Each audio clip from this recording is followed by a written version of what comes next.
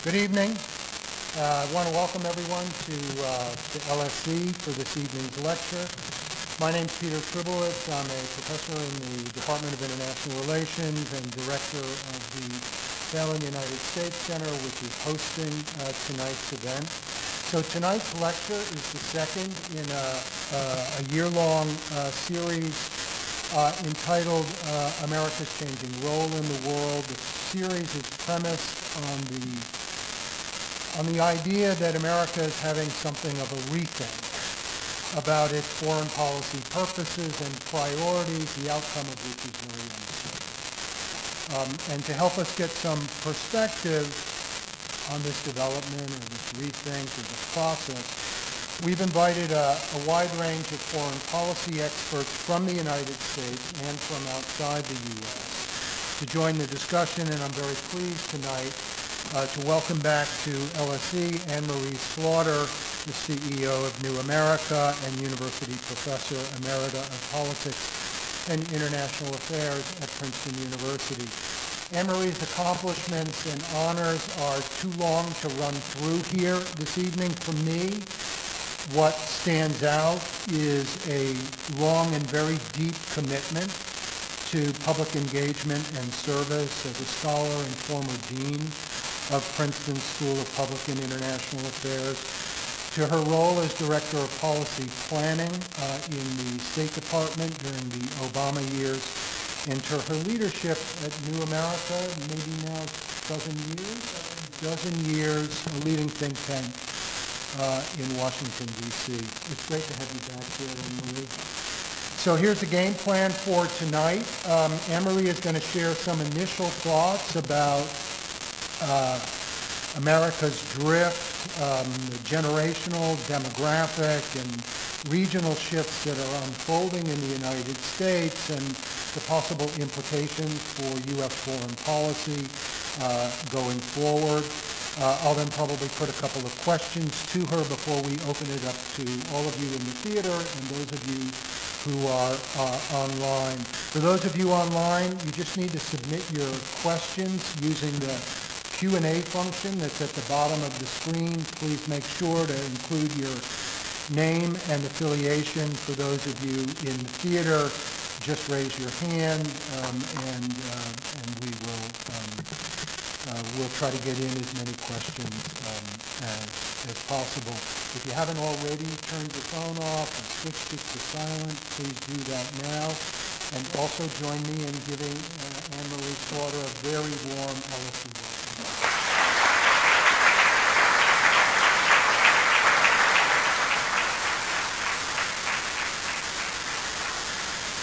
Thank you. And thanks to all of you here, all the more as I'm pretty sure at least some of you were probably in the audience with me last night with Sanna Marin. So coming out twice is something, and I'm delighted to at least know or welcome all of you who are online. You never know where to look when you do that, but I love coming to LSE, and it's every time I come, it seems a little more integrated with the campus and with schools and buildings and colleagues, many of whom I know and have esteemed for a long time. I want to talk tonight probably not what you're going to ask me questions about, which means I'm not going to talk about Trump's foreign policy, at least not directly, but I'm quite certain we will probably get to that.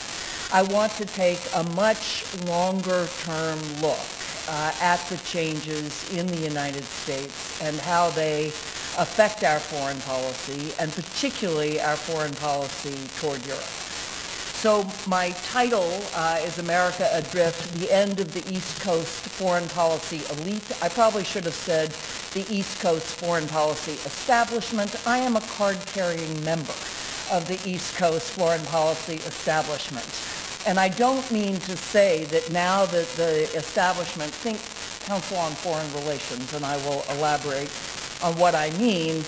I'm not trying to say that because the East Coast establishment is declining, American foreign policy is worse off. That is not my claim at all. I'm simply stating a fact that I that anyone can observe, and connecting that to deeper trends in the United States. And indeed, thinking about the East Coast foreign policy establishment, there are a lot of assumptions baked into the formation of that establishment. And when I say think the member people start later, they've had other careers, and they reflect the entire country. So they were also they were diplomats and lawyers. Lots and lots of lawyers. I am a lawyer. I haven't ever really been a diplomat, but I worked in the State Department. But the whole notion of a lawyer statesman, which was a term coined by one of the deans at Yale, well, actually written on by one of the deans at Yale, but that notion goes all the way back to Thomas Jefferson. This idea that you study the rules, you then think about diplomacy as crafting some kind of order, but also just the lawyer's outlook, the generalist outlook was what you wanted for a diplomat. Over my lifetime, I have watched the membership of the Council on Foreign Relations move from almost entirely lawyers, diplomats, and the odd banker to journalists, heads of NGOs, many, many more. They're not bankers, they're heads of hedge funds and private equity. They're in finance, much more so. In fact, if you look at the State Department, the classic New York law partner who went in and out, the in and outer, which is something that I grew up with, they're relatively few. There was one when I was in the State Department, one New York partner who was the Assistant Secretary for Latin America. So just in terms of who they are, what the professions are, where they come from, what the formation is, and that all of that has changed. When you think also of the caesuras of the 20th century, of course you have 2 world wars and then the Cold War. So really from 1914 to 1989, in all 3 of those, the United States and some part of Europe fought against another part of Europe, if you include Russia or the Soviet Union, at least partly in that, and I certainly do. That is a obviously highly ethnocentric vision of what the world is, if you take it from today's point of view. And indeed, it's striking that if you ever asked yourself why, at least in the United States and in Europe, we talk about the Middle East from where? Well, if you're in the United States and you look east, you get to Europe. We don't call Europe the Near East, but there it is. Then you get to the Middle East, and then you get to the Far East because you're looking east, and you're looking east from the East Coast. We still use some of those terms. We don't talk about the Far East anymore. We talk about Asia, and we talk about East Asia or South Asia. The Middle East is really sort of the anomaly that remains. But again, that's a vision of the West, and the West is not a non-existent geographic term, depends where you're looking. The West really as the center of the globe and the center of Western civilization. All of that was very much part of the 20th century formation. All of it is being sharply challenged in this century. So I'm painting with a very broad brush, I understand that, but I'm going to be talking about demography, and I think this is a fairly accurate statement based on Secretary of State memoirs, based on sort of the institutions like the Council on Foreign Relations or the Carnegie Endowment for International Peace, and also things, little more anecdotal bits of evidence, but things the CIA was also very much in this culture. And there's something called the Camden Forum, where you can go and speak on foreign policy. Well, why is it in Camden, Maine? Because many members of the CIA came from families who summered in Maine around Camden, and there are enough retired members of the intelligence community that they created a sort of international forum, just as the kind of example of what I'm talking about. So I'm going to talk more broadly about the differences between the 20th century and the 21st century, the way it's been shaped. But again, when I say America adrift, that the traditional 20th century assumptions that anchored American foreign policy and really anchored Republicans and Democrats. I mean, it's the Republicans that stopped Woodrow Wilson, but it's the Republicans, Senator Vandenberg, who changed his vote and enabled the passage of the UN Charter. And through the Cold War, although there was a lot of fighting between Dems and Republicans, no one would have challenged NATO. No one would have challenged the basic alliance and sort of set of value-based assumptions with Europe. But it's Barack Obama who called all of us, and I will include myself, the blob, not Donald Trump, Barack Obama. And that's very telling, because Barack Obama is really the first departure from this set of assumptions. Barack Obama, who grows up in Hawaii, who certainly does not look first to Europe, he looks west, and to the extent he looks to Europe, he was not the biggest fan of the special relationship. His father was Kenyan, and although he did not grow up in Kenya, he spent a lot of time in Indonesia, and from the Kenyan point of view, Britain looks quite different. A lot of Barack Obama's formation was more post-colonial than certainly anybody who'd preceded him in the 20th century. I'm not saying he was obviously a strong supporter of NATO and our alliance with Europe, but he also very strongly felt that Europe had to pay its own way. And that gets lost when we look at Donald Trump. But in 2012, Barack Obama was insisting on the 2% every bit as much as Donald Trump was. Donald Trump was just more vocal, more sensationalist about it. Let's put it that way. Okay, so looking with that sort of overview, let's look at the big differences between who Americans are and who they have been and who they will be in shaping foreign policy.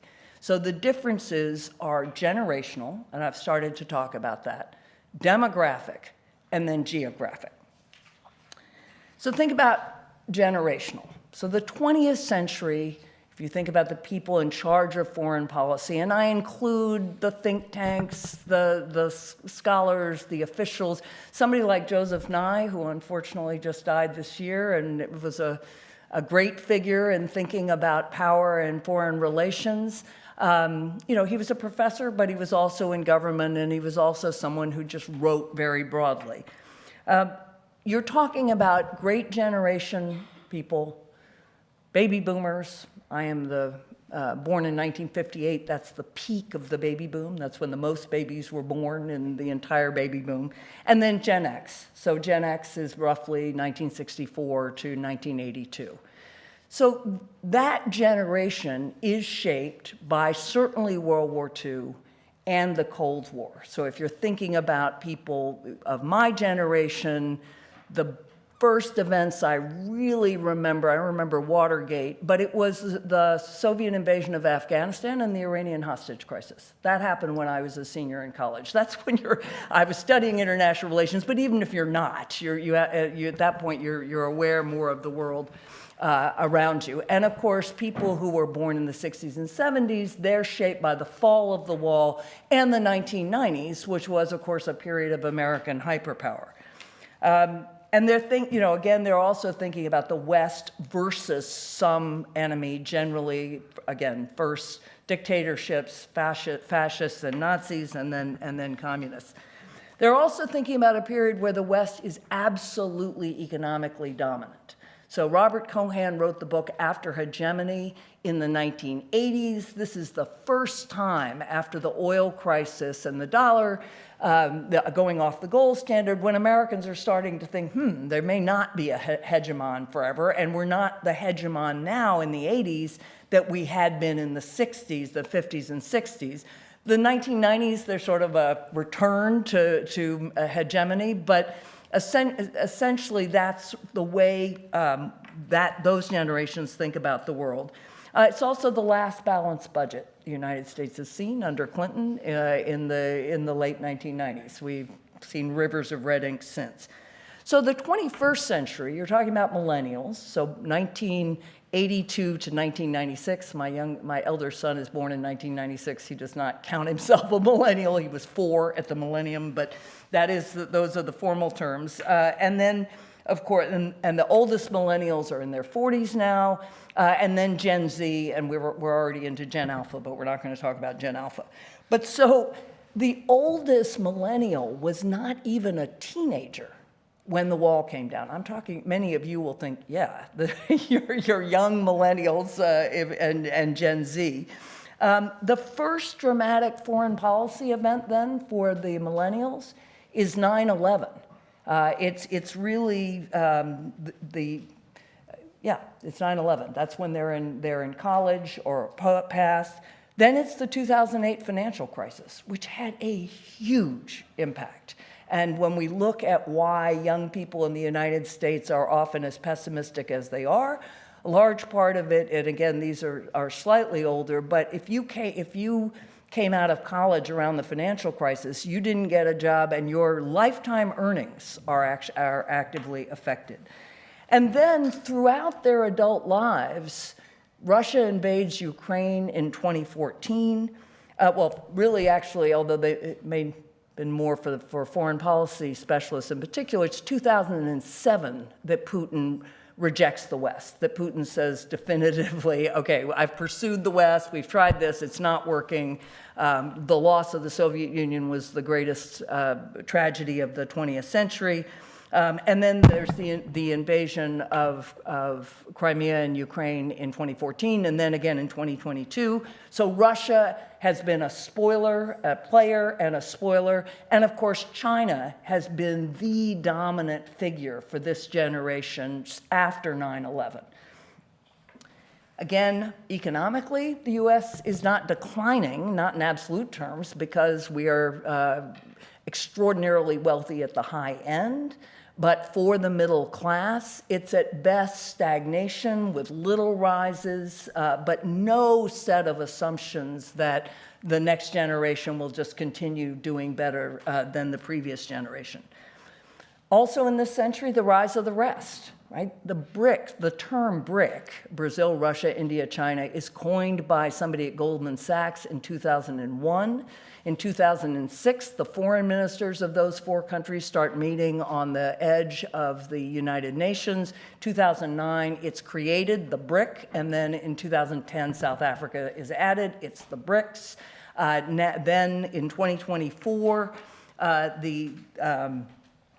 Egypt, Ethiopia, Iran, and the UAE, which is a really unusual combination of countries, joined the BRICS in 2024, and 13 other countries were offered partnership.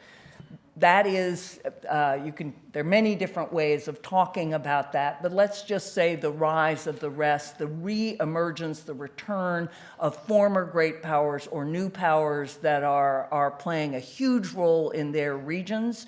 And more generally, if you look at Brazil or India and many of the African countries, they are now what I would call the middle powers or the multi-aligned powers. Very different vision of what the world looks like. And then finally, for these 2 generations, global threats, COVID, climate change, AI, global existential threats that are not geopolitical alongside geopolitical threats. Massive rise of mis and disinformation. You don't believe anything.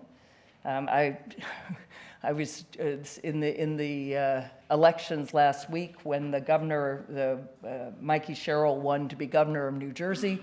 Many of us were deeply relieved because her opponent had run a set of devastating ads against her during the World Series, which is one of the few times Americans of my generation anyway still watch TV. And we thought that those might have an effect. It turns out it doesn't look like anybody believed those any more than they believed anything else. I don't know if that's a positive, if you don't believe anything, but at least you equally don't believe misinformation on both sides.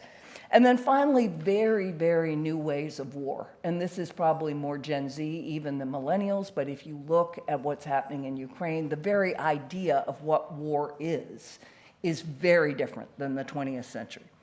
So those are just different life experiences shaping what you think of. What's your mental map of the world? Who are the countries that matter? Who are the forces that matter? What are the assumptions you make about those countries? What are the assumptions you make about your own? All of those are very different for millennials and for Gen X. Gen Z. I keep calling it Gen X. Okay, so now let's turn to demographics. And here, I cannot overstate the impact of the basic demographics of the United States. And I say this in my own country, although we are feeling it, but it's more important for Europe probably than anywhere else in the world, because the Europeans are accustomed to looking at the United States as it has been for the 250 years of our history that we will celebrate next year. We have been 80 to 90% European American, 80 to 90%. And I use European American because white, which is the category used on the census, is not only constructed, but right now it includes North Africans, and my North African friends would not say that their experience in the United States is the same as a European American. So I'm just going to use European American. So if you look at, I'm just going to go through a little. In 1970, now you have to use white because it was one of the few categories available, 87.7% of Americans on the census said they were white. In 1980, it goes down to 83%, and that's because Hispanic comes up for the first time. Hispanic is another ridiculous category. There are countless different strains of people who count themselves as Hispanic, but it means if you have any Latino or Hispanic origin. So now you've gone from 87% to 83 in 1980. 1990, we go down to 80%, so now we're longer. 2000, we're at 75%, again, now white alone. Now you also can say mixed race, which is also something new. In 2020, it's down to 61% of white alone. So you've gone from 87% to 61%. That's an enormous drop. Just think about European countries with 10, 15% foreign born, and we are talking about a 30% shift. And if you look at Americans under age 30, and this is 2020, white alone, 51 to 52%. So this is just 5 years ago, 51 to 52%. Hispanic of any race, 25%. That's an enormous increase. Black alone or in combination, 14%. Asian alone or in combination, 6%. And two or more races, 10%. So what that means is that in 2027, just 2 years from now, Americans under 30, there will be no one ethnic or racial group, no majority. Right? The European Americans will be at 48%. Hispanic Americans will be somewhere between 25 and 30%. African Americans, and again, now you're including new African diaspora, Caribbean Americans, many different groups, but will be somewhere between 10 and 15%. And then you have Asian Americans, which again, it's a vast category, and a steady increase in other. And we can't really project, and I'm glad that we can't, because the other is going to just continue to rise. I said to Peter, perhaps one of these days, perhaps our best future is that all of us will be other. And so we won't be able to make these distinctions. But that is just a massive change. And I don't care what happens with this administration and immigration. We could lock up our country for the next 40 years. It is not going to change this. This is the result of the change in the immigration laws in 1965, where we really dramatically changed who could come in, family reunification, and the changes between 1965 and 1990, 2000, that's what we're seeing today. So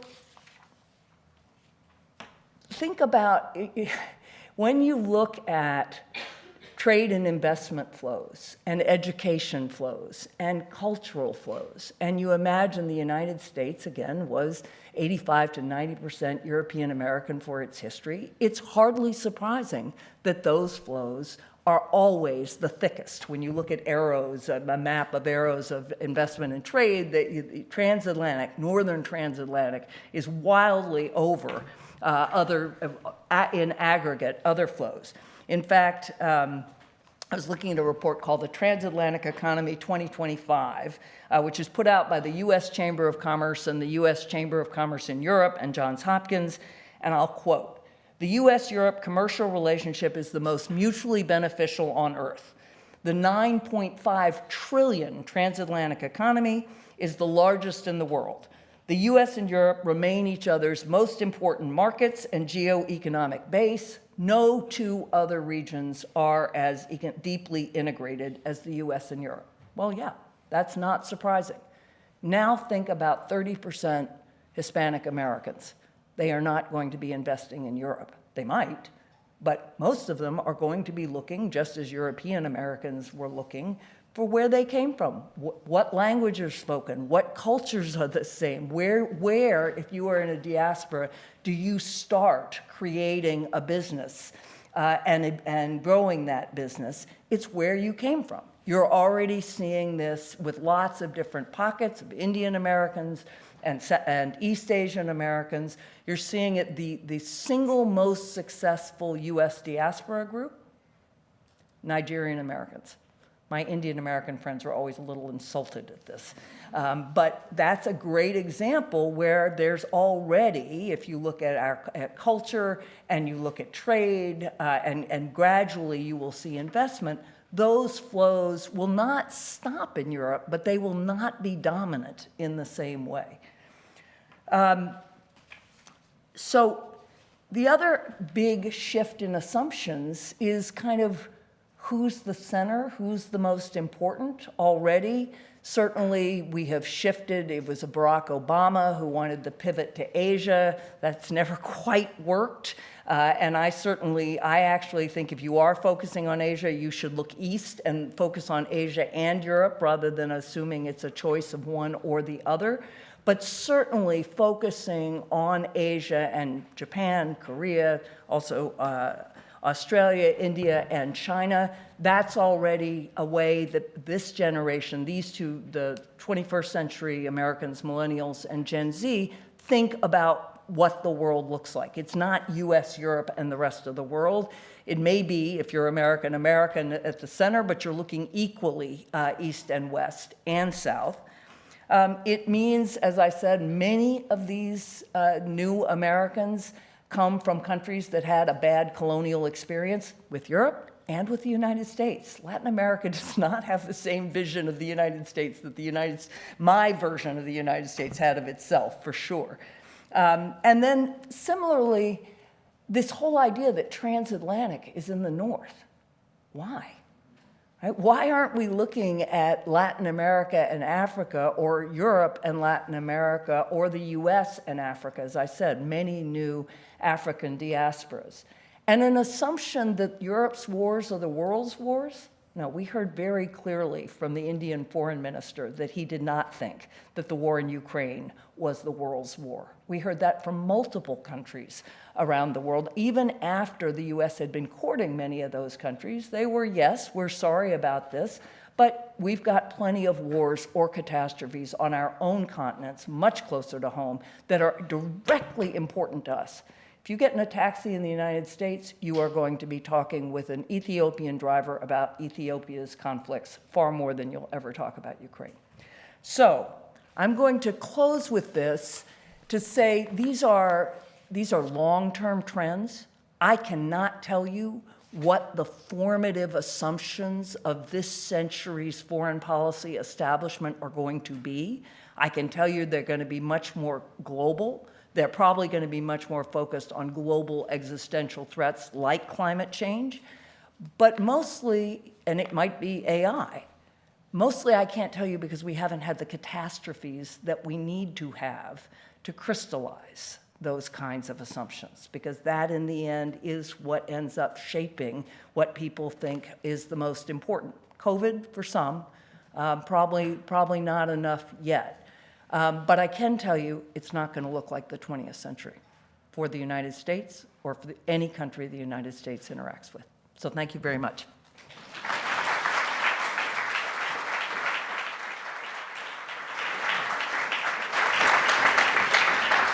Great, Anne Marie. You put a lot on the table there. It's a very kind of provocative argument. I want to drill down, but I think maybe before I ask a couple questions about the argument, I'm curious how you kind of ended up.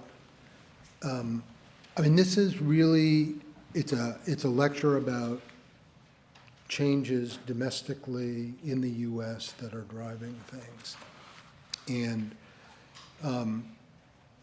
normally you would think like a director of policy planning would be focusing on pressures and developments kind of outside that are pushing pushing and pulling the United States in different directions, pulling it towards Asia, let's say, away from Europe.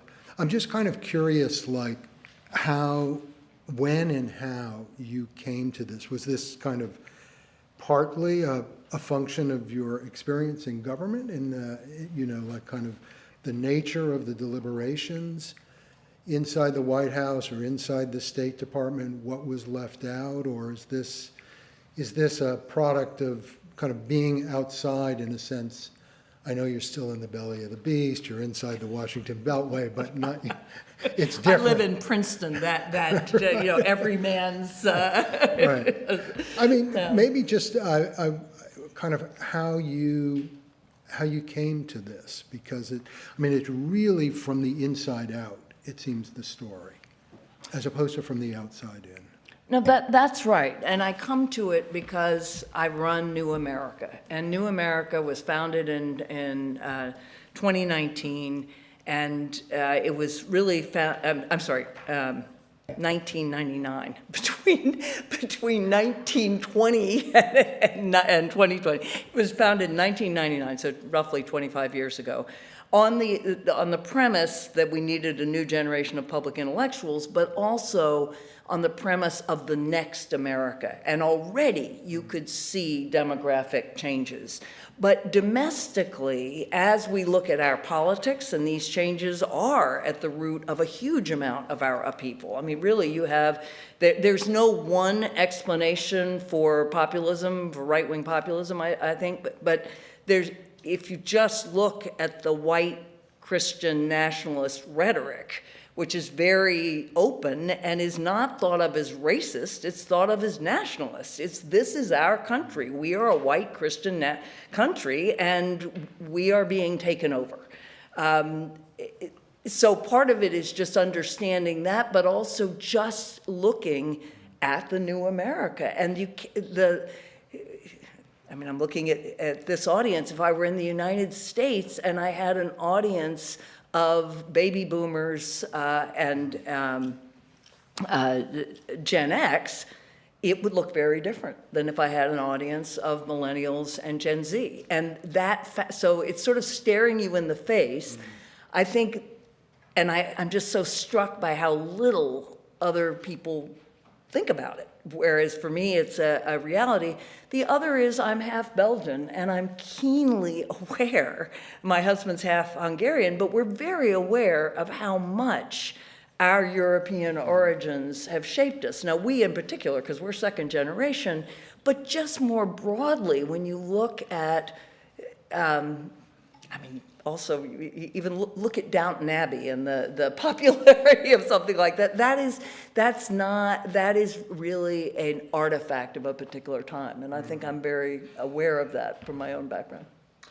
I want to push you a little bit on, kind of where you ended, and you said, well, I can't predict like where this is going to go, and I get that, and nobody's got a crystal ball. But, I was thinking about what the maxims kind of, let's say that what the blob shared, the worldview that the blob shared. And I guess to me, there's like three things that jump out that, for the last 80 plus years, let's say. One is that American security was contingent on European security, something that was certainly not accepted, let's say, before World War II in any kind of systematic, programmatic way. The idea that America was American leadership was indispensable. Indispensable because nobody else could provide public goods in the same way, or would. Right. And third, I think the idea that for all of its limitations, America was a force for good. I think that people kind of accepted or believed that. And so I guess the question is, these, you know, the Gen X's, the millennials, I mean, so maybe the question is not so much what is it that they believe, but how much do they embrace this? I mean, have we like arrived at some point where it's like a jump ball or something? You know, which direction we're going to go? Or, I mean, my sense is probably the third one. Most Americans, no matter what the cultural heritage and so forth, probably buy into the third one still. America is a force for good. But maybe the other two are under assault in a sense, or are unraveling. I guess I'm just trying to get a fix on where you think younger people are going, or what it is. Is it that Hispanic Americans want to plant their flag in the hemisphere, and Asian Americans want to plant it with respect to East Asia, and the European Americans will still look this way, and so the U.S., instead of having a compass set in one direction, is going to be all over the place? Okay, that's a lot, and we should probably ask the audience, maybe more as a boomer. So let me take the middle one, because I do think that my generation of Americans, if you were interested in foreign policy, and this was very true in the State Department, and it's been true of my 40 years in and around the establishment or the blob, when there's a crisis in the world, there's this reflexive, what are we going to do about it? I was in the State Department when there was the earthquake in Haiti. I wasn't there with the tsunami, but a humanitarian crisis, certainly a conflict, not always, but even, a conflict in Sudan, the State Department is thinking, what do we do? And other countries far too often, depends, because they're colonial relationships, but far too often are thinking, what are the Americans going to do? And that has to change, because that, I think, even already by the end of, after the Iraq War, young people were very clearly, we are not the global policeman, this is a disaster. And that's true, you see that with Trump supporters, and it isn't isolationism per se, it's the United States sent, tens of thousands of US military into conflicts that in the end it's not clear why, and it's not clear that we won.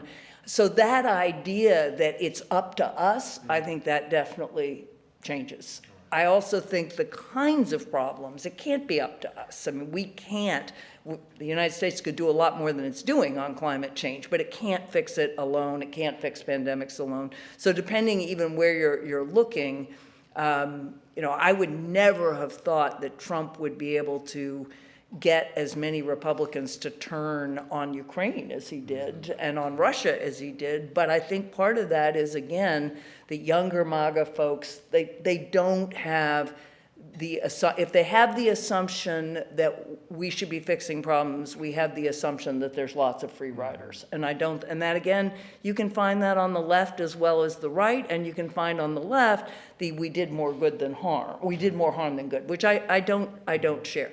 So then, and I definitely don't think the idea that if Europe's security is necessary for ours, again, Trump's paying more attention to Venezuelan drug traffickers in many ways.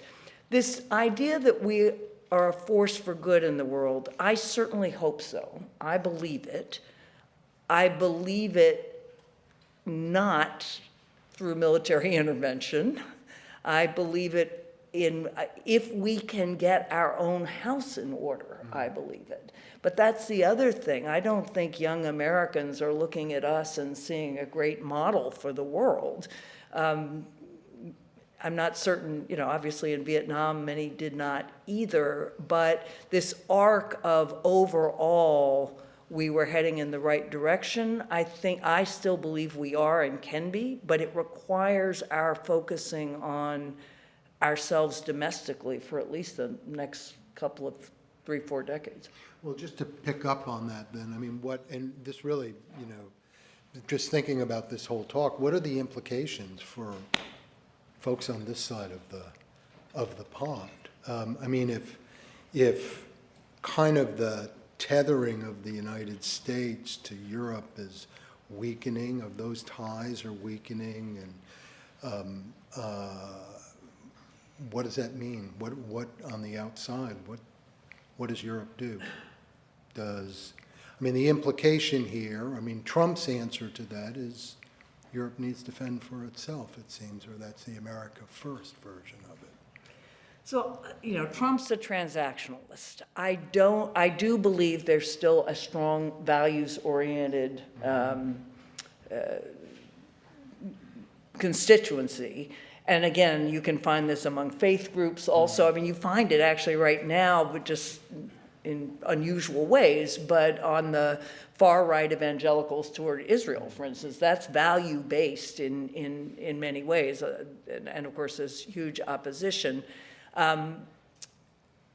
I don't think it means Trump's kind of transactional, do whatever you do, I'll get what I can get, give me some critical minerals, maybe I'll support you. No, I think that really is anomalous. But if you look at Marco Rubio as a good example, who, is very much focused on Latin America and not surprisingly, I think there's an assumption of, yes, you have been our traditional allies. I think there is still support for NATO within the Republican Party as a whole, and the party's changing.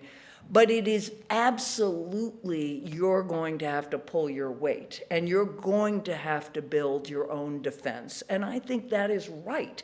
If I were advising European leaders, I would say you're crazy to be depending on the United States in the same way in this century, and it's not good for you. And you have the advantage of developing a new defense infrastructure that hopefully can leapfrog a lot of the big missiles and aircraft carriers of the 20th century. So I think it's much more going to be, we are still with you, but we are a very important power. We are not the power. And we need allies, and we need not to assume that countries are with us based on our values or based on historical alliances. But the positive is that we'd be a country that reflects the whole world and ideally connects the whole world. To me, it's a far more positive vision, but it's going to take quite a while to get there. Okay. Let's open it up here. We'll take one online. Go ahead, Chris.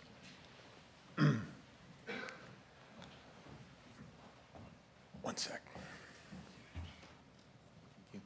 Just to say there are about 110 people watching online from countries including Egypt, France, Belgium, Spain, Slovakia, Australia, Kenya, Turkey, the US, and Canada. The Belgian is disowning. This questioner remains anonymous, but they ask, given these broader changes in return and emergence of regional powers, and with the changing worldviews within the US and globally, does AUKUS have relevance as a strategic alignment? It was formulated by baby boomer policymakers in the US, the UK, and Australia. Thank you. Okay, hold that thought. Okay. AUKUS. We'll take that gentleman right back there.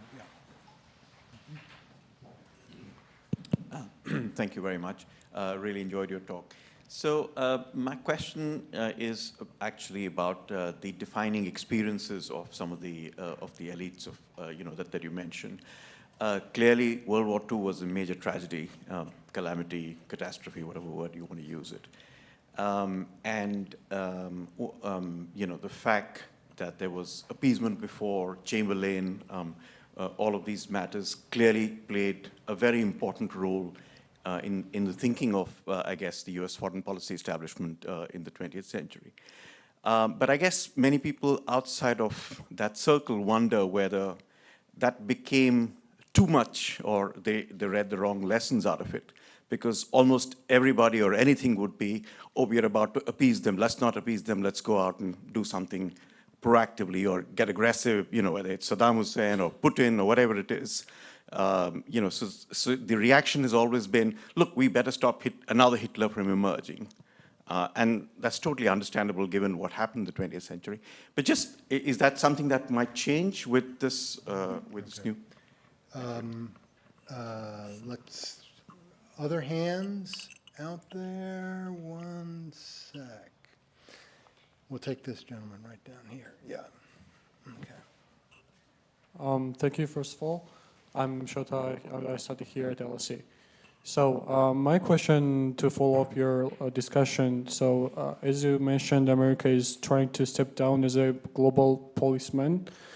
My question is, doesn't that leave some kind of empty space there, empty room for other, let's say, imperiums like China and Russia to step in as this role? Thank you.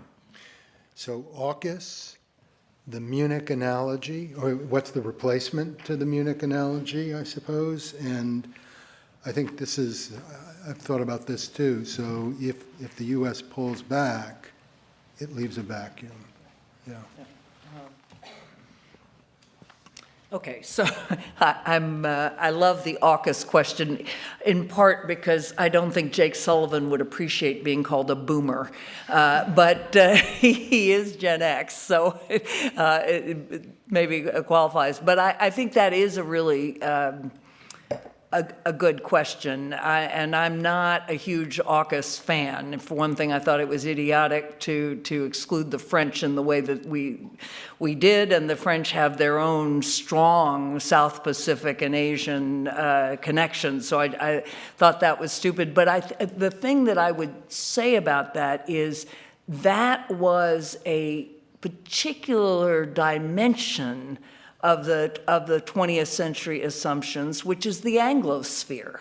I mean, it was very clearly, we're going to cut out the French, and we're going to do this with the Australians and the British, and we have the Five Eyes. That's another vision of how the world is organized, where you have the Five Eyes, and then you have the rest of the West. And so I did not think that actually reflected how we ought to be thinking about organizing relations. But that comes to the third point, and then I'll go back to appeasement, which is, I am not suggesting the United States just pull in completely and sort of say you're on your own. Quite the contrary. Again, there are many groups in the United States now who are interested in many other conflicts than we have traditionally, then again, the East Coast foreign policy establishment has paid attention to. That overall is probably a good thing, because it's much better to be engaged in a way where, A, you have more knowledge, and this you have to always be careful with diaspora politics, because you can also get groups that fled a particular conflict, that we've seen this with many countries, and who have very strong views. But it can't be Biden's "we're back." It has to be, we are here and we care and we are powerful and we can work with our allies, and/or we can support people in the region, preferably through regional organizations. And I don't mean just not the big ones. The Organization of African Unity is too big. You're not going to agree with 64 nations. You probably need smaller sub-regional organizations. But I can see lots of ways in which you actually could restore peacekeeping. You could restore many of the rules we've had, but they're going to have to be agreed on by a wider group of nations, and the U.S. is not going to be the player. We will be a very important player. And on appeasement, that's an interesting question. I think the U.S. has had a very strong kind of Churchillian streak that also shades into a just tough guy streak that has not served us well in recent military conflicts. But I think, again, I do believe that part of being an American is being sincere and even sappy enough to believe in the Declaration of Independence and our values, and to think that you can, in fact, try to advance those values. And that is going to mean, in some cases, saying this shall not stand. It's just that we can't do it alone. Other questions, hands? Let's take this woman right here, and yes, if you can just raise your hand. Yeah. Hi, wonderful talk, by the way. This is a bit more focused on the UK, but do you think that currently the Prime Minister is kind of being questioned, and a lot of people are thinking of kicking him out, like getting a new Prime Minister, which has happened quite a lot. But do you think that'll really affect the U.S.'s relationship, considering how close Starmer and Trump are? Kind of the U.S.'s relationship with England, do you think that'll really affect it in a way? What I'm trying to say is, like, the UK population sees America as a joke, basically, right now with Trump. So do you think... Fair. Do you think that that view will be taken over if a new Prime Minister comes into power? So one of the rules of being a former State Department person, and even a person as injudicious as I can be, is not commenting extensively on the politics of a country you don't understand well. What I would say is that I was very surprised that the government, the Labor government here, took what I would call an appeasement approach to Donald Trump. I understand the difficulties of standing up to Trump on tariffs when you depend on the Americans still on Ukraine. I understand that trade-off. Nevertheless, I would have preferred a more Churchillian manner. I was surprised that the British people didn't want sort of at least a more dignified kind of insistence on standing up against what is really just open bullying and should not stand. Whether that would change with a new prime minister, I really do think, though, depends more on the British people than on the person, him or herself. I hope, though, that Britain can find ways to be closer to the EU, both with tariffs, as it already will be and must be in a European defense community. Chris, let's take another question online. Thank you. This question comes from Fernando Herrero from the University of Salamanca in Spain, who asks, what about changes in the mindsets of those more ethnically diverse Americans? Want to hold on to that? Yeah. Robert? Faulkner. I'll come. There's two Roberts. The two Roberts, okay. Okay, I wanted to bring out the contrast between Anne-Marie's vision for the future and that set out in the Congressional Research Service document published in July of this year, which the key point of which was that the entity called Eurasia was by far the most important entity in the world for the United States because of population and economic power and also military power. And therefore, point number two, the US must, as its top priority, make sure that no other state can exercise hegemony over Eurasia. And that then led to the third point. It is the US that must exercise hegemony over Eurasia in order to ensure that nobody else does. So this was the Congressional Research Service document in just a few months ago. And I wanted to get your sense of what's the significance of that document. It's very fitting that this question is asked here at the LSE, because this is actually Sir Halford Mackinder's idea, that no single country, former director, no single country or group of countries should be allowed to gain control of the Eurasian landmass, or influence. Now, if that's the Congressional Service view, if that's what they're pushing, that's been American policy for 80-plus years, I think. So, yeah. Let that question, and how about the woman right there in the white blouse or sweater? Yeah. Hi, my name is Monica, East Coast educated, former foreign policy. I'm doing the Master of Public Policy. Everybody's fessing up. Yeah. I'm doing the Master of Public Policy here at the LSE. I wanted to ask you about the rise of the BRICS, which you mentioned in your talk. I'm curious if the US were to pull back even slightly and other countries were to step up in multilateral leadership, whether you think current multilateral partnerships, the G7, for example, would continue to retain the relevance that they do. And also, this is just for my curiosity, you mentioned catastrophes that will shape the future of the world order. I'm curious to know if you have any predictions as to what form those will take. Oh, boy. Well, I asked for it. It was a very broad talk. So to the question online, again, I think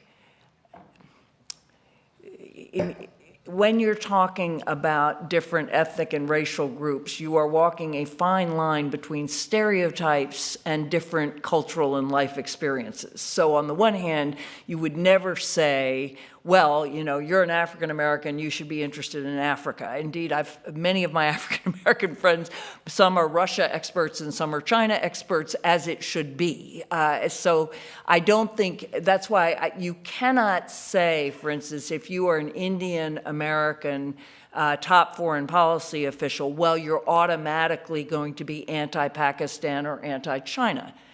That said, if I am looking at an administration that has 4 or 5 top officials who are Indian American and no one who is Chinese American or other East Asian, I think that may be an issue. I would want to have a broader group. So I don't think you can make assumptions other than economic assumptions are easier to make. This is where business gets done, trade gets done, foreign investment gets done. I think you can assume that simply through what their family and friends have paid attention to in the world, that is something that they will be more aware of. But I don't think you can just say they're going to take a specific political position with respect to specific countries.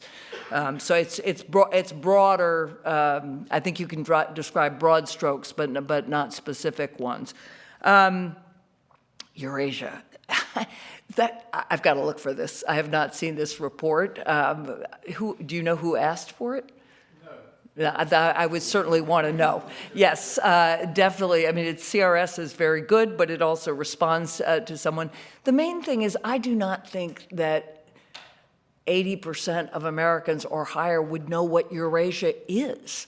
It's just not a term. I mean, we're not terribly literate in general on foreign policy, but that's just not the way people think of the world. As I said, you know, you think of Europe, you think of now the Middle East, South Asia, East Asia. So, yeah, it sounds kind of 19th century to me, but even there, it is not the way foreign policy is formulated. The other point, I do think it means when China moves toward Europe, we've gotten worried in various ways. At the same time, you are looking at the rise of India. It goes to the BRICS question, which I will come back to. The Middle East countries are going to play both ways. You want to make sure that they're using our technology as much as China's technology, but it's too diverse entity, several continents, to be able to be useful, I think. But I will definitely go read the report. And I certainly don't think that the many groups I've been talking about would think about it that way, in part because they're looking at a very specific part of Eurasia.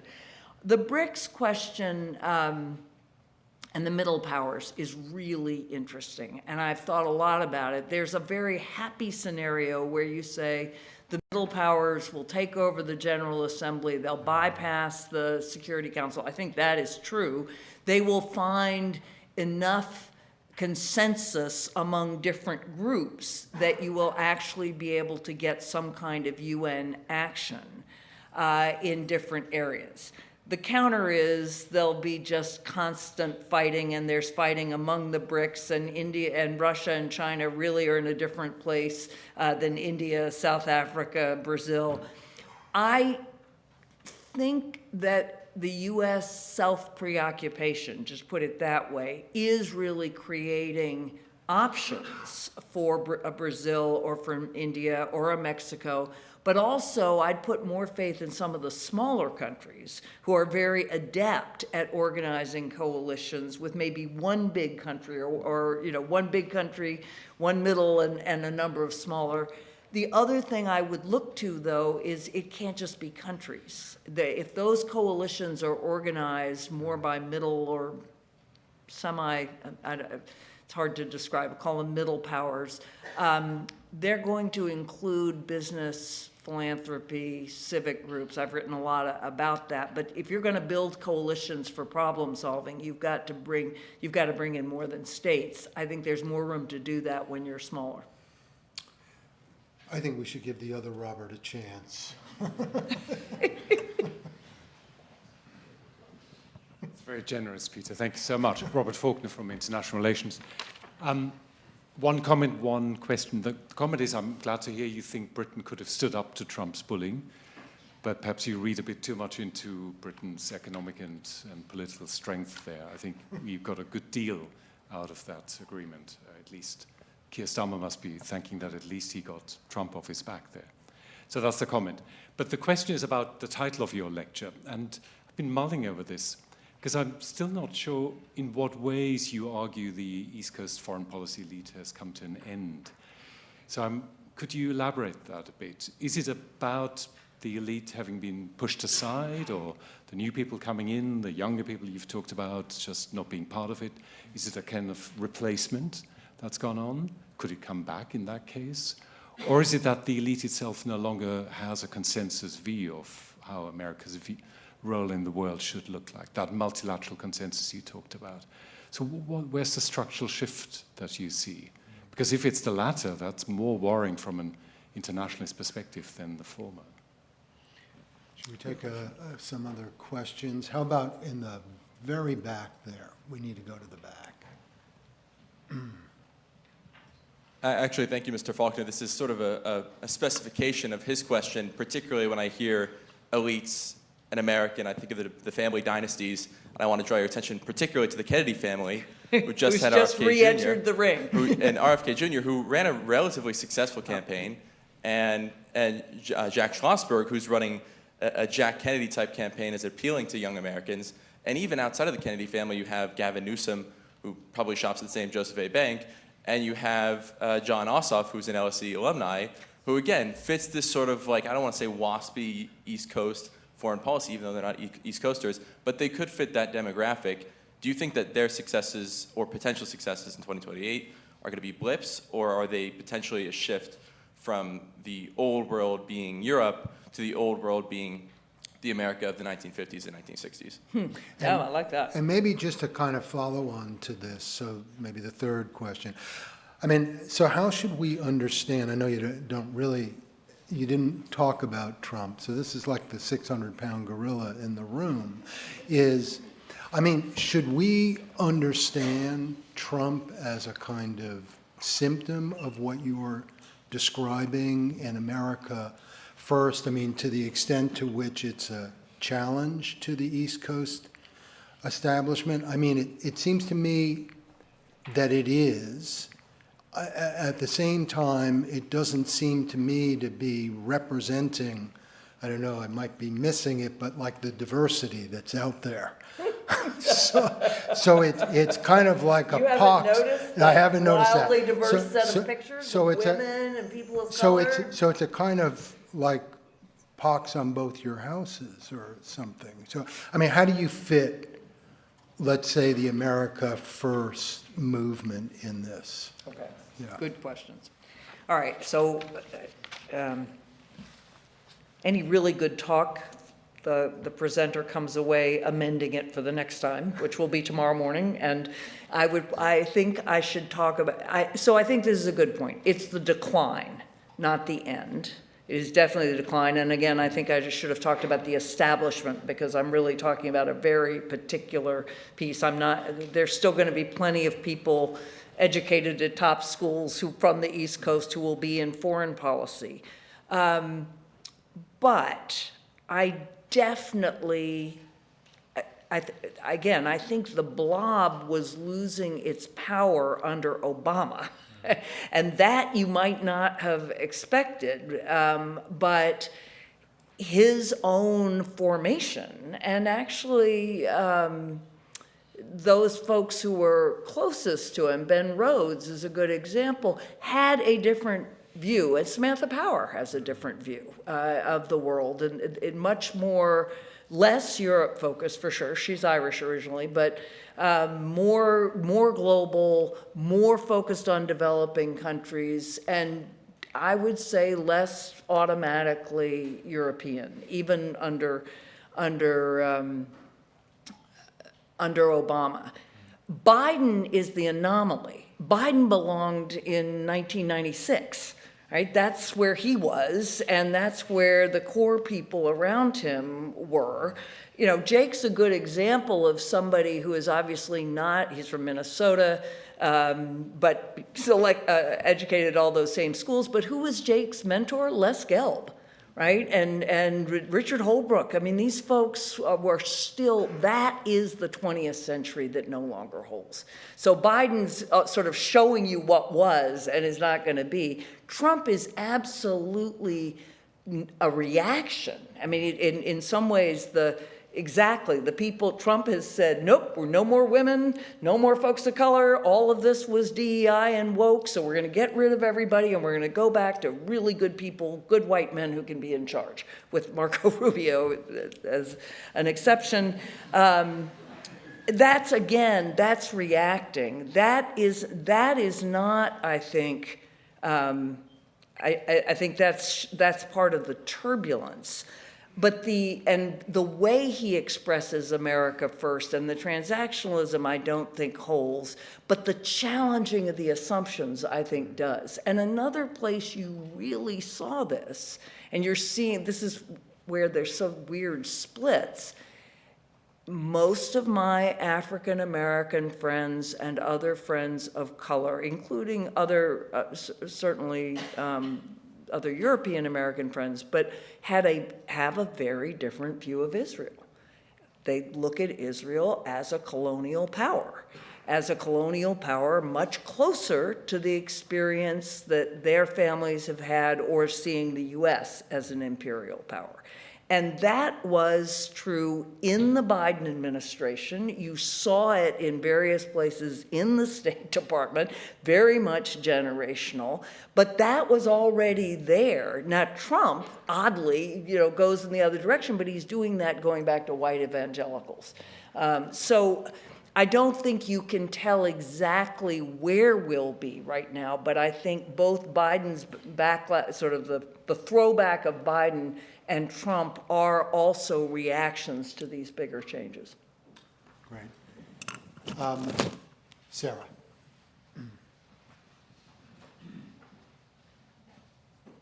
Thank you. Sarah Hobel, Government Department here at the LSE.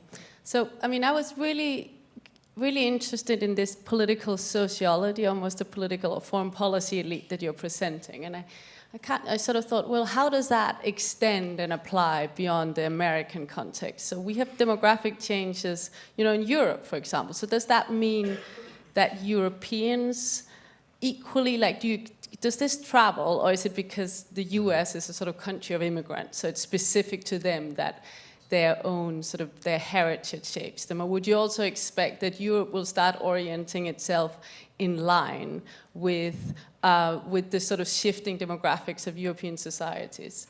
And that also sort of raises the question again, why is Trump not more pro-European and his administration, given that seems to, you acknowledge yourself to be a return to that white European heritage when you look at his administration. So why is he not sort of saying, yes, this is what shaped me and the people I surround myself with? So why is he sort of continuing that trend with focusing away from Europe? That's a great Thank question. you.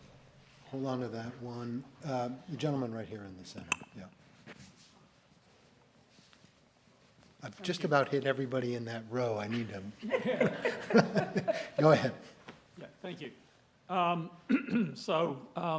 Actually, I worked for a number of years at the Congressional Research Service.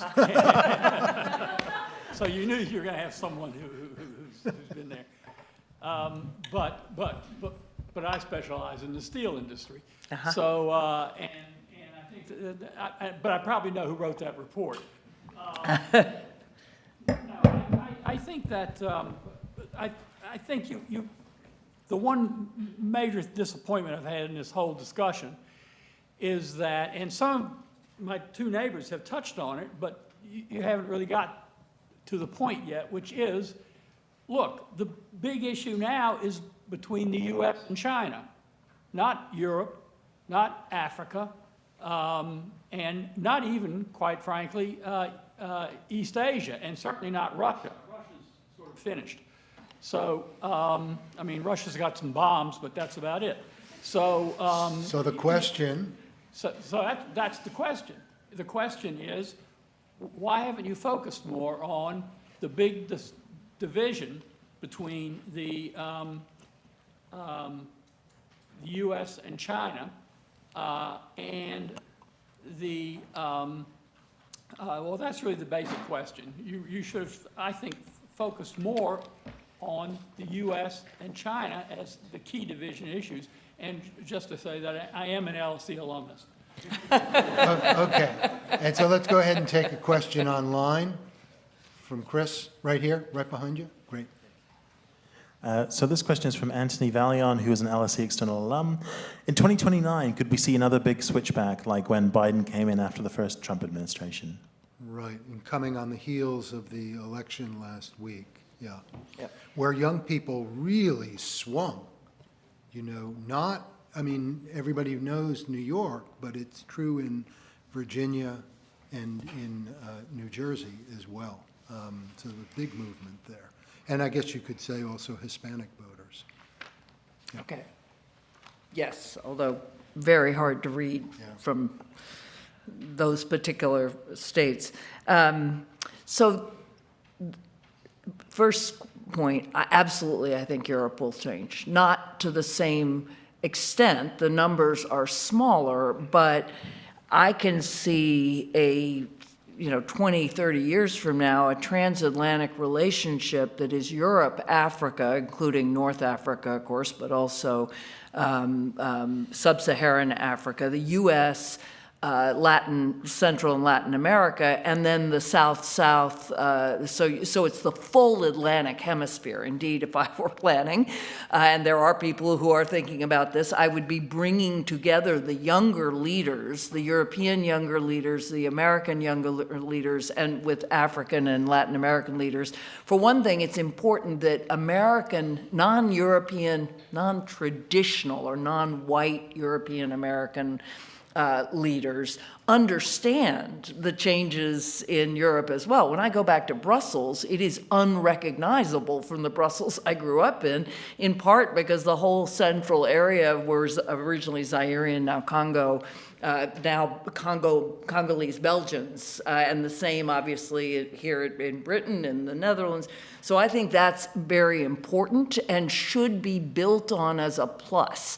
I mean, again, you're not seeing that kind of immigration into China or Russia. So I do expect that. I think you see little bits of it, but again, and particularly when you're talking Gen Z, it's way too soon for these folks to really have power. Your question about Trump is a great one, and because obviously he really cared about the royal visit, like he really cared about that.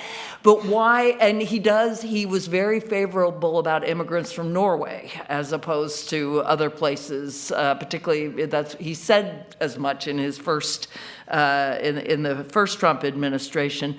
I think part of it is Trump and you've seen this a little bit before. You actually saw it with George W. Bush, who was certainly the elite but had been in Texas.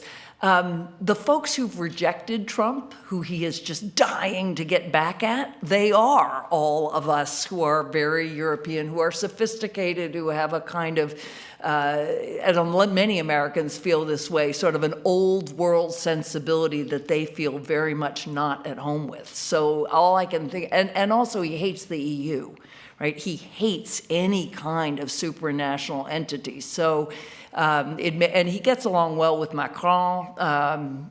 It may not be sort of anti-Europe as a whole so much as anti-European, and again, this sense that the Europeans are ripping us off. On China, so this is one, I'll just be provocative. Look, the United States spent the 20th century with an enemy, certainly post-45, but really 1933 through. As soon as the wall fell, the late 1990s, and then again under George W. Bush before 9/11, which then refocused us, suddenly China was the peer competitor. You had to have a rival of equal size. And that has been certainly, Obama did not take that view. He then shifted, realizing that he was being taken advantage of. I think that is true. I think, yes, there are many things that China does that the world needs to push back on. But the idea that the global politics in this century should be focused on a U.S.-Chinese rivalry is something the U.S. tech companies would love to see, because that gives them everything they need, something the military-industrial complex would love to see. And I can't for the life of me see why the rest of the world should be oriented on that axis. I just think it serves lots of domestic interests. And I'm not saying the United States should just let China do what it wants, but I do not see China invading countries. I see China establishing tributary relationships, as it has always done. I think there are lots of ways you can push back on that. I think if I were an African country and China were offering me a lot of what it's offering, I'd take it too, because the US certainly isn't doing so. So I would develop counters, but this notion that this now are the two poles, that to me is, if anything, a 20th century hangover. Alexander.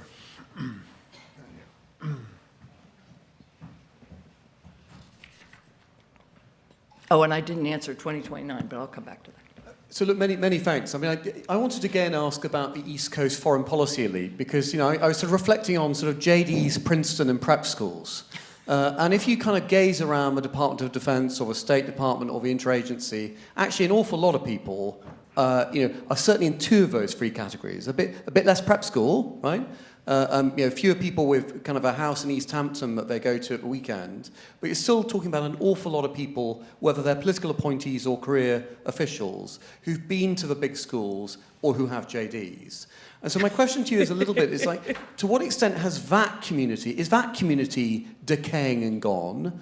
Or is that community simply going to be reframed by the political impetus that you, I think, aptly described, that there will be a different set of political decision makers sitting on the Hill and sitting in the White House? Very good question. So we've got 2029 and that. Let's take another question. Right back there.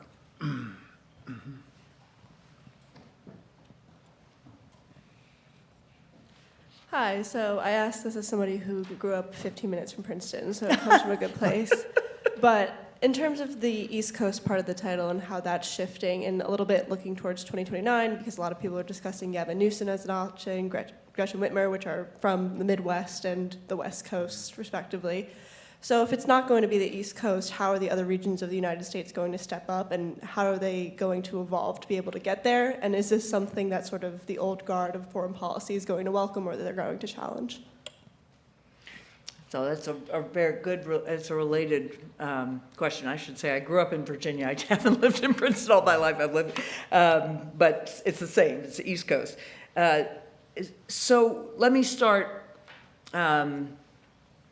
with 2029. I'm on one project 2029, and there are at least 3 others, and I think that we need a project 2050, not a project 2029. I think we need to be looking much bigger than the Democrats have nothing close to the scale of change that Project 2025 brought about, and if it's just, you know, kind of pulling back again, that, if anything, I think guarantees the U.S. has less weight in the world. You know, Schultz in 2022, after the U.S. invasion of Ukraine, and he announced the 2% and the Zeitenwende in Germany, he said in his speech, we have to do this because we can't count on the Americans in 2024. And he was right. And if you see America flipping back again, you are not going to see the end of the MAGA. You are simply going to see a very close election in the other direction. We need much bigger political shifts and reforms. So, but even if that's said, if it's a Newsom, if it's any of the people I can think of, they are not going to be elected unless they have a better account of our role in the world, and one that is not America first, but it's definitely not America the indispensable. It will be around allies. I suspect it will be more around different regions. If you are pitching for the Hispanic vote, and you absolutely have to be, there is no one Hispanic vote, as we've seen pretty clearly, and there's a big gender divide there as well. But you'd better be talking not only about immigration, but about how you are, in fact, engaging with Central America and Mexico in a different way. So I think you could maybe see the beginnings of a sort of 21st century foreign policy, but I don't yet see the kinds of kind of anchors that we're talking about. And somebody asked me about, okay, what crises I see. I see climate disaster that's so great we are talking about millions of people on the move. I think I probably see an AI disaster. I hope that is short of the equivalent of a nuclear attack. And I can't tell you where that's going to send us, but it's going to lead people to think more globally and in terms of global regulation. But so I don't think 2029 is going to be any kind of really dramatic change. And I would say to the Europeans, do not count on that. You're crazy to think that even if I mean, Biden really was the last of his time. But then that goes to your question, which is a very good question about a lot of the people I looked at, like George Kennan's a great example. So George Kennan, a pillar of the East Coast establishment, but he's actually from Indiana or somewhere in the Midwest, and Wisconsin, okay, and he's miserable, right? He's miserable at the, okay, I probably got Kennan experts here, but he really didn't like his prep school, Princeton, all of that, and yet he was socialized in. So your point is, well, okay, so now if I look at the Ivy Leagues, many of them are already 50%, 48% European American. They reflect the population shifts, but they're still at Ivy League universities, and those have very, very long shadows. Again, I think this is too strong. I should call it the decline. I truly believe that you will not only get a more global perspective, and again, more of a focus on developing countries, not as other, but as countries that are growing and are important in the world. And I think you will get more of an anti-colonial kind of reflex, which goes to my answer to the other point, that if I were thinking about how to maintain close European relations, I'd be busy showing young Americans that young Europeans don't look as the way they may assume Europeans look either, and also come from a much wider range. But so I do think there will be more change. There may be it won't be geographic. It may be still a kind of class division, but I hope not. I mean, there too, a lot of those schools are trying to take a wider range of people. And on the regions? Yeah, so again, there's something called the 10 Across. It's a project of Arizona State University, and it looks at the 10 major cities from Los Angeles to Miami, going through Phoenix and the Texan cities, and says, look, these cities, we normally think of east to west, we don't think north to south, but they have far more in common climatically, culturally, and in terms of foreign policy. I expect to see that part of the U.S. speaking more together. Partly that's Los Angeles and Miami. That's not a region exactly, but it is definitely the part of the United States. I was saying earlier, I don't think you can survive in Miami and not that easily in Los Angeles without speaking Spanish if you are a business person or a politician for sure, and all the signs are in both languages. So I would expect more there. Also interesting in terms of recent developments, whether you might not see the same thing across the top with much closer ties to Canada, because we're going to have much closer ties to Canada. Hopefully not of the kind this administration has been projecting, but Canada is going to be a much more important country for a lot of reasons, and I would expect that too.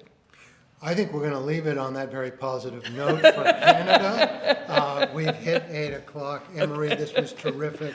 I think we've made you go all over the United States, back and forth, north and south, east and west. It's been terrific. Thank you so much. Thank you all.